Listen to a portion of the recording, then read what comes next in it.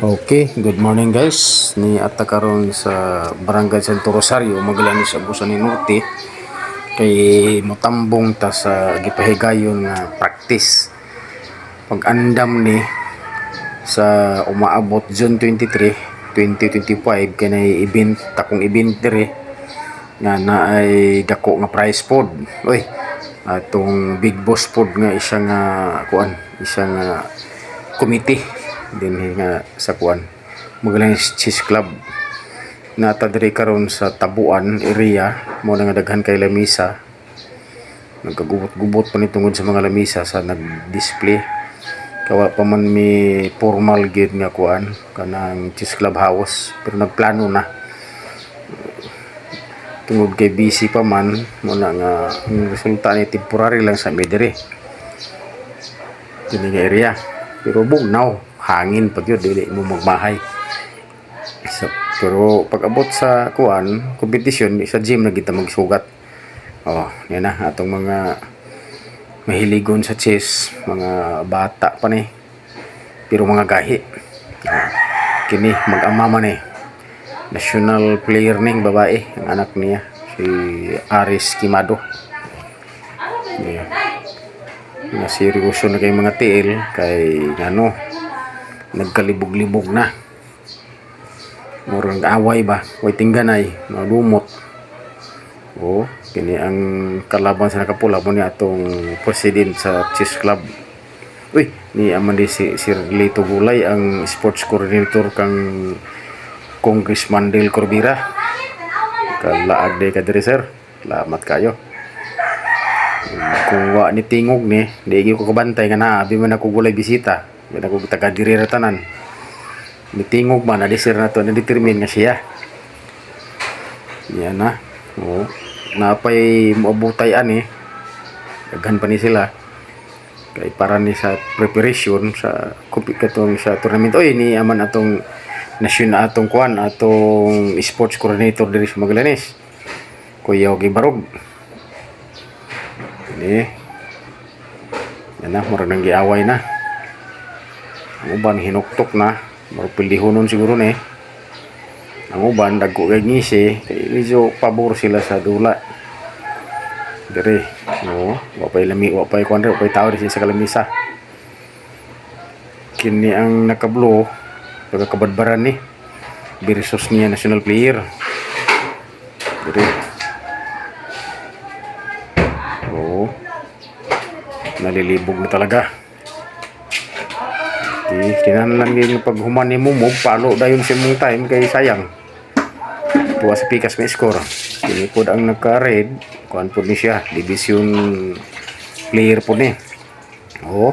Kalaban si Lito kanina ka orange gahi ni. Kini pod si Pres, gahi pod ning kalaban ning pula. Di pod matabang-tabang.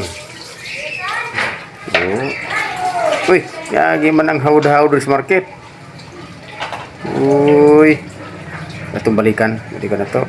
Pakitang naong be. Pakitang naong hawd-hawd sa market. Hawd-hawd si puson pagkauman. Kini ang butanganan ni sa mga pisa sa atong chess. Dili ni siya impor ha. Ang formal lang murag impor. Pero ang sulod niya mga pisa sa chess. Kuyaw nig forma ba. Maalaan ta ni. Kini kung likod mo pod ni atong pinaka-boss dire atong saligando kayo sa kuan pabukat-bukat pag-abaga Okay. Ano, seryoso na kayo sila atong pangutano taga-asa ni siya. Sir, taga-asa mo ka sir? Kabadbaran Barangay Nueve. Daog namang pikas ito, dali naman. Kini temporary ra ni kuan ni kana ang partida. Ang bata naglingkod, ang tigulang nagtindog. Okay Diliban ako ani. Dire, piring na. Piring. Para ma-formal na nato practice dayon, man piring formal practice na.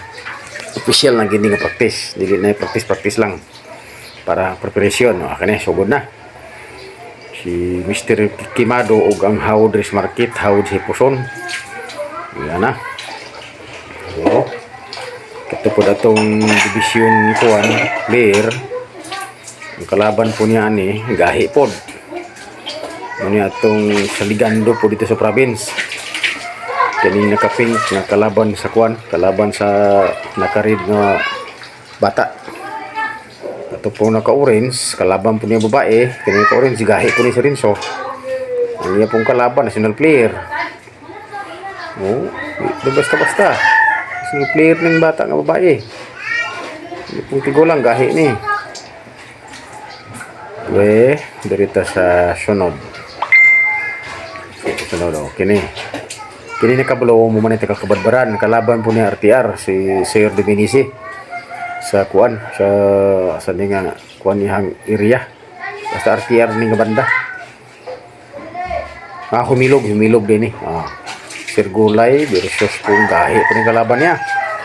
Pero si Sir Gulay, hindi basta-basta ni kay sports coordinator gini wala yung trabaho. Sisra.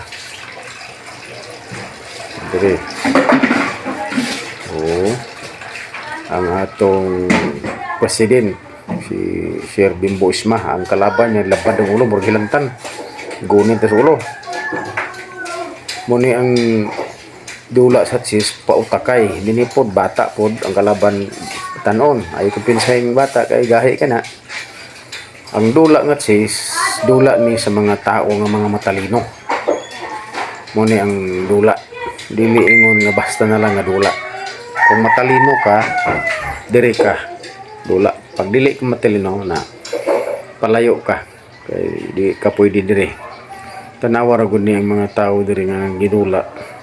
Ingon pa sa among inistoryahan sa Manila nga nalilibog na talaga ko ang mga kamot nasa ulo nanginginit ba kay panghilantan na kay di ay naglibog na kini nang piling ning isa murag nangitag asa man ko paniud tuan diha nimo makita nga mura na mag-away nga dili day mag-away nga mo physical kung dili away lang sa utok